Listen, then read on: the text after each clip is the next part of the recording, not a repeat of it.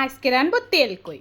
যদিও আমার হাত দিয়ে তো তেল টেল খসে না, তারপরেও বুকে পাথর চাপা দিয়ে রানবো আজকে তেল কই। মাছগুলোরে কাটে ধুয়ে নিয়েছি, এবার লবণ হলুদ মাখাই নেব। ভালো করে লবণ হলুদটা মাখায়ে 15 মিনিটের জন্য রেস্টে রেখে দেব। তারপর তেল গরম করে একে একে মাছগুলোরে দিয়ে দেব। কিন্তু মাছগুলো কিন্তু তেল কই রান্নার জন্য বেশি ভাজবো না,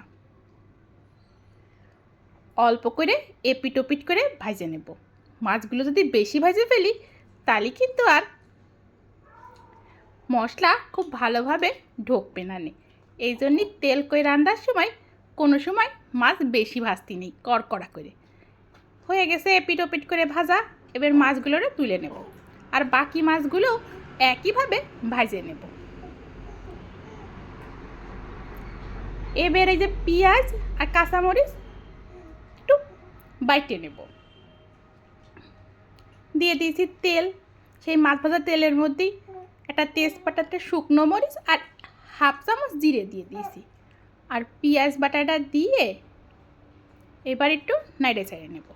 দিয়ে দিলাম 3টে কাঁচামরিচ, এই পেঁয়াজের সাথে ভাজবো। আর দিয়ে দিলাম হাফ চামচ আদা বাটা, দিয়ে দিলাম হাফ চামচ জিরের গুঁড়ো, হাফ চামচ শুকনো মরিচের গুঁড়ো আর পরিমাণ মতো একটু হলুদের গুঁড়ো আর একটা টমেটো দিয়ে এবার খুব ভালোভাবে মশলাটারে কষিয়ে নেব।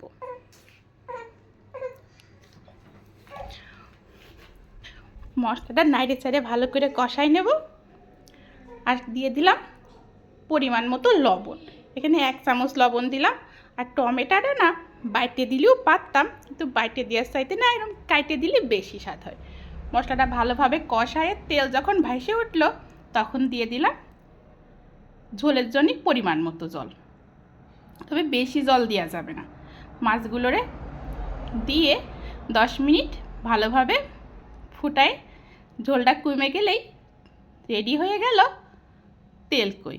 দিয়ে দিলাম সামান্য একটু চিনি, টমেটো দিলাম তো টক ভাবটা যাতে না থাকে সেই জন্যই দিলাম এই চিনিটা। দিয়ে নাইড়ে চাইড়ে এবার একটুখানি ঢাকা দিয়ে জাল বন্ধ করে রেখে দেব।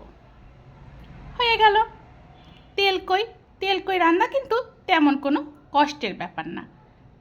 এবার গরম গরম ভাতের সাথে খালি বোঝা যাবে কতটা স্বাদ হয়েছে। এখন গরম গরম ভাতের সাথে খাইনি, আর তোমরা রেসিপিটা শেয়ার করে দিও।